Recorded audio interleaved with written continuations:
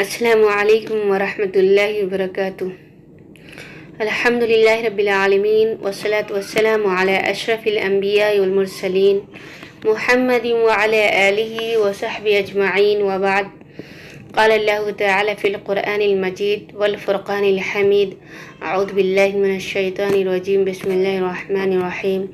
رب اشرح لی صدری ویسر لی امری واحلل عقدۃ من لسانی یفقہوا قولی۔ جو بھی میری باتیں سن رہی ہیں، میری بہنیں، مائیں، طالبات، تو جیسا کہ آپ لوگوں کو معلوم ہے کہ اربعینہ کی حدیث ہم لوگ سمجھ رہے ہیں، تو یہ تیسری حدیث ہے جس کا مفہوم ہم سمجھنے جا رہے ہیں۔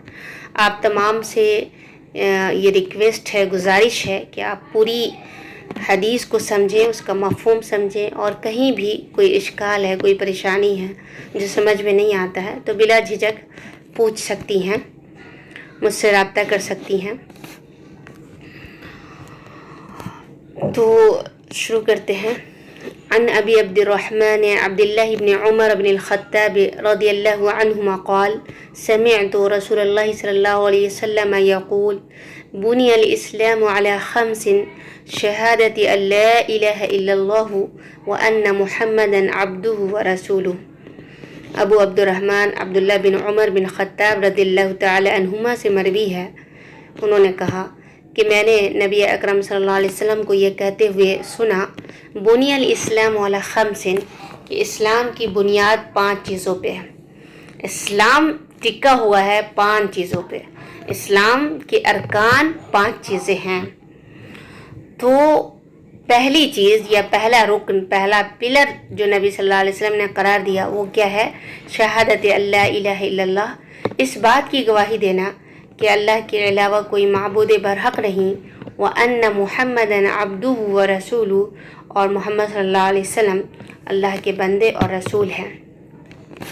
تو اسلام کا پہلا رکن جس پہ اسلام کی بنیاد ہے، جس پہ اسلام ٹکا ہوا ہے، جس پہ اسلام کا انحصار ہے، وہ کیا ہے؟ وہ شہادتین کی گواہی دینا۔ 2 شہادت ہے، شہادتین ہے، یعنی جس کا پہلا حصہ 2 شہادتین جو ہے، جس کا اقرار کرنا ہے، تو اس کا پہلا حصہ ہے اللہ کے معبود ہونے کا اقرار کرنا، اور دوسرا حصہ ہے محمد صلی اللہ علیہ وسلم کو اللہ کا بندہ اور اللہ کا رسول، میسنجر ماننا، پیغمبر ماننا۔ تو پہلا حصہ جو ہے اس کا، یعنی اللہ تبارک و تعالیٰ کو معبود ماننا۔ سب سے پہلے یہ سمجھ لیں کہ نبی صلی اللہ علیہ وسلم نے اس کو پہلا رکن قرار دیا ہے اسلام کا، اس لیے کہ اس کلمہ کے اقرار کے بغیر جنت میں داخلہ اور جہنم سے نجات ناممکن ہے۔ تو پہلا شق جو ہے، اسلام کے پہلے رکن کا پہلا حصہ اور پہلا شق جو ہے، یعنی لا الہ الا اللہ کی گواہی دینا، اللہ تبارک و تعالیٰ کے معبود برحق ہونے کی گواہی دینا۔ اس کا مطلب یہ ہے کہ عبادت کی جتنی بھی قسمیں ہیں اس کو صرف اللہ تبارک و تعالیٰ کے لیے کرنا، یہ سمجھنا کہ عبادت کی تمام قسمیں، یہ سمجھنا، اس بات کا اقرار کرنا کہ جتنی بھی قسمیں ہیں وہ اللہ تبارک و تعالیٰ کے لیے ہے، تمام عبادت کا مستحق اللہ تعالیٰ ہے۔ جب ہم اس بات کو سمجھتے ہیں کہ تمام عبادت کا مستحق اللہ تعالیٰ ہے، تو اسی سے یہ مفہوم سمجھ میں آتا ہے کہ اخلاص ہونی چاہیے اس کے لیے، ہر عبادت میں، ہر عبادت اسی کے لیے خاص کی جائے، اور عبادت میں یہی نیت ہو کہ اللہ تعالیٰ کی رضامندی کے لیے کریں، کسی دنیا کی رضا جوئی کے لیے، کسی اور کو خوش کرنے کے لیے نہ ہو، اس لیے کہ جب عبادت کی ہر قسم اسی کے لیے ہے تو اسی کو راضی کرنے کے لیے کیا جائے۔ یہ اس لا الہ الا اللہ کے اقرار سے سمجھ میں آتا ہے۔ اور جب ہم اس بات کو مانتے ہیں کہ محمد صلی اللہ علیہ وسلم اللہ کے بندے اور اس کے رسول ہیں، تو اس سے ہم گویا کہ اقرار کرتے ہیں، ہم سمجھتے ہیں کہ محمد صلی اللہ علیہ وسلم اللہ کے پیغمبر ہیں، اللہ کے میسنجر ہیں، جو ہمارے پاس آئیں، جنہوں نے ہمیں دین کی باتیں سکھائیں، اسلام کے احکام اور مسائل سمجھائیں، جنہوں نے ہمیں عبادت اور معاملات سکھائیں۔ تو اس ٹکڑے سے یہ سمجھ میں آتا ہے، یا ایک طرح سے ہم یہ اقرار کرتے ہیں، اور ہمیں یہ کرنا چاہیے کہ ہر عبادت کو اور عمل کو نبی صلی اللہ علیہ وسلم کی سنت کے مطابق کرنی چاہیے. ہر عبادت میں نبی صلی اللہ علیہ وسلم کی اتباع کو ملحوظ رکھنا چاہیے، سامنے رکھنا چاہیے، اور آپ صلی اللہ علیہ وسلم کے طریقوں کے مطابق عبادت کرنی چاہیے. اور عبادت تبھی مقبول ہے جب اس میں اخلاص ہو اور نبی صلی اللہ علیہ وسلم کی سنت کے مطابق ہو، جو اس پہلے رکن سے سمجھ میں آتا ہے. اسلام کا دوسرا رکن، دوسرا پلر جو نبی صلی اللہ علیہ وسلم نے بتایا وہ اقام الصلاۃ ہے. گویا کہ اسلام کی جو بنیاد ہے یا اسلام کا جس پر انحصار ہے وہ صلاۃ قائم کرنا ہے.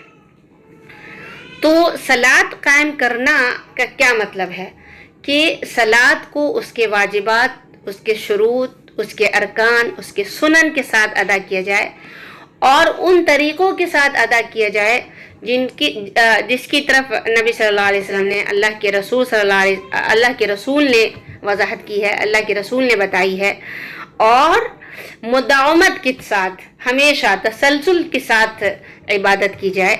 یہ ہے قیام کا مطلب، صلاۃ قائم کرنے کا مطلب. اور نماز کی پابندی کرنے والے کے لیے بڑی خوشخبریاں ہیں.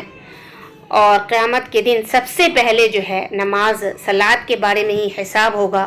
اور جس انسان کی صلاۃ خراب رہے گی تو اس کے سارے اعمال خراب ہو جائیں گے، جیسا کہ سنن ترمذی کی صحیح روایت ہے. صحیح روایت کے اندر یہ تذکرہ ہے، یہ ذکر ہے کہ سب سے پہلے قیامت کے دن نماز کا حساب ہوگا. تیسرا رکن اسلام کا زکوٰۃ ہے. تیسرا رکن جو نبی صلی اللہ علیہ وسلم نے بتایا وہ ایتاء الزکوٰۃ، زکوٰۃ ادا کرنا. زکوٰۃ کی ادائیگی کا مطلب یہ ہے کہ جب زکوٰۃ نصاب کو پہنچ جائے، اس پہ 1 سال گزر جائے، تو اس کو اس کے مستحقین اور جو اس کے فقراء اور مساکین ہیں اس تک پہنچایا جائے. اور زکوٰۃ کا معنی ہی ہوتا ہے پاک کرنا. زکی تزکیہ کا مطلب ہوتا ہے پاک کرنا، صاف کرنا. تو زکوٰۃ نبی صلی اللہ علیہ وسلم نہ صرف یہ کہ زکوٰۃ دینے سے مال صاف ہوتا ہے، یعنی انسان بھی صاف ہوتا ہے، مال صاف ہوتا ہے. اس سے بھی پتہ چلتا ہے کہ نبی صلی اللہ علیہ وسلم نے تاجروں کو کہا کہ تم تجارت جو کرتے ہو تو بہت بار جھوٹ بولتے ہو. تجارت میں انسان بہت بار جھوٹ بول لیتا ہے، اور بڑھا چڑھا کر، قیمت بڑھا چڑھا کر یا مال کی خوبی بڑھا چڑھا کر بتاتا ہے. تو نبی صلی اللہ علیہ وسلم نے کہا کہ صدقہ کیا کرو، ہے نا. تو مال بھی پاک صاف ہوتا ہے صدقہ اور زکوٰۃ کرنے سے، اور انسان بھی پاک صاف ہوتا ہے. حرص ہے، لالچ ہے، اور طمع ہے، اور بخالت ہے، تو یہ انسان کے اندر جو پروان چڑھتی رہتی ہے. جب انسان زکوٰۃ دیتا ہے تو یہ سب ختم ہوتی ہے، یہ جو برے اوصاف ہیں یہ ختم ہوتے ہیں، اور انسان جو ہے رحمت کی صفت انسان کے اندر آتی ہے، نرمی کی صفت انسان کے اندر آتی ہے. اور اگر کوئی انسان زکوٰۃ نہیں دیتا ہے تو زکوٰۃ نہ ادا کرنے سے دنیا میں قحط سالی پڑتی ہے.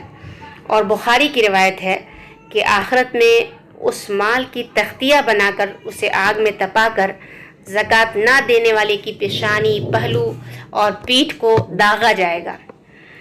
مزید یہ کہ مال جو ہے گنجے کی شکل میں آ کے، گنجے سانپ کی شکل میں آ کر انسان کے گلے کا طوق بن جائے گا، اور اسے اپنے جبڑوں سے پکڑ کر کہے گا میں تیرا مال ہوں اور میں تیرا خزانہ ہوں.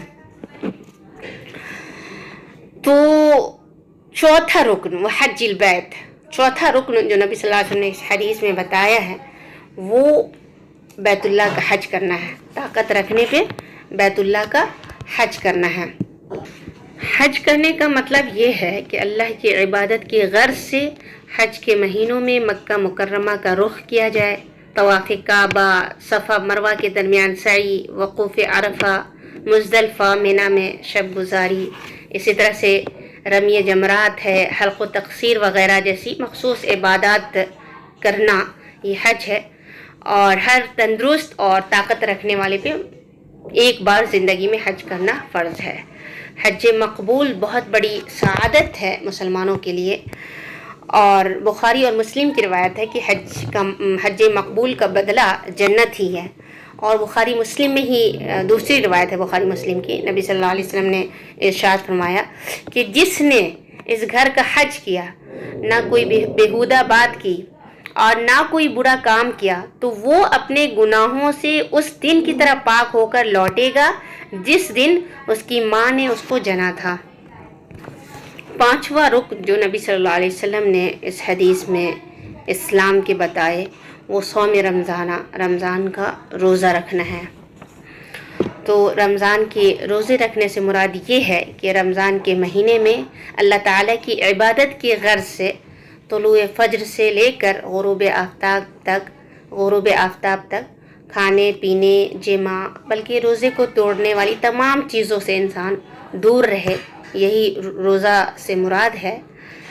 اور صحیح بخاری اور مسلم کی روایت ہے، نبی صلی اللہ علیہ وسلم کا ارشاد ہے، من صام رمضان ایمانا واحتسابا غفر له ما تقدم من ذنبہ، کہ جس نے ایمان اور حصول ثواب کی نیت سے رمضان کے روزے رکھے اس کے پچھلے تمام گناہ بخش دیے جاتے ہیں۔ تو یہ اسلام کے 5 پلرز، 5 ارکان ہیں جس پہ اسلام کی عمارت جو ہے وہ کھڑی ہے۔ اگر کوئی انسان ان میں سے کسی کا بھی انکار کرتا ہے، یعنی کسی کے فرض ہونے کا انکار کرتا ہے، فرضیت کا انکار کرتا ہے، اگر کسی کو واجب نہیں مانتا ہے تو وہ کافر ہو جائے گا۔ لیکن اگر کوئی انسان سستی اور کاہلی کی وجہ سے کسی رکن کو نہیں مان رہا ہے یا ادا نہیں کر رہا ہے، جیسے کہ روزہ نہیں رکھ رہا ہے، یا پھر یہ کہ طاقت ہے لیکن وہ حج کرنے نہیں جا رہا ہے، سوائے انسان سخت گناہ کبیرہ کا مرتکب ہوگا، بیت اللہ کا حج کرنا اور رمضان کے روزے رکھنے، تو ان 4 ارکان میں اگر کوئی ان تینوں میں اگر کوئی سستی کرتا ہے، کاہلی کرتا ہے، تو وہ سخت گناہ کبیرہ کا مرتکب ہوگا، فاسق ہوگا، لیکن ملت اسلامیہ سے خارج نہیں ہوگا۔ لیکن اگر کوئی شخص نماز کو چھوڑتا ہے، سستی سے بھی چھوڑتا ہے نماز کو، اس کی فرضیت کا انکار نہیں کر رہا ہے، صرف سستی کی وجہ سے چھوڑ رہا ہے، تو محققین اہل علم کی ایک معتبر تعداد نے سستی اور کاہلی سے بھی نماز چھوڑنے والے کو خارج از ملت قرار دیا ہے، اس لیے کہ نبی صلی اللہ علیہ وسلم نے صلاۃ کو، نماز کو اسلام اور کفر کے درمیان فرق کرنے والی چیز بتائی ہے۔ یہ الگ بات ہے کہ ہم لوگ اپنے معاملات میں سب سے زیادہ قربانی نماز کی ہی دیتے ہیں، کہیں گئے تو جس طرح سے نماز کا اہتمام کرنا چاہیے، پہلے سے باوضو رہنا وغیرہ، تو اس کا اہتمام عام طور پہ دیکھنے کو نہیں ملتا ہے۔ اللہ تعالی ہمیں توفیق دے اس کی، آمین۔ سبحانک اللہم بحمدک اشہد ان لا الہ الا انت استغفرک واتوب الیک، والسلام علیکم ورحمۃ اللہ وبرکاتہ۔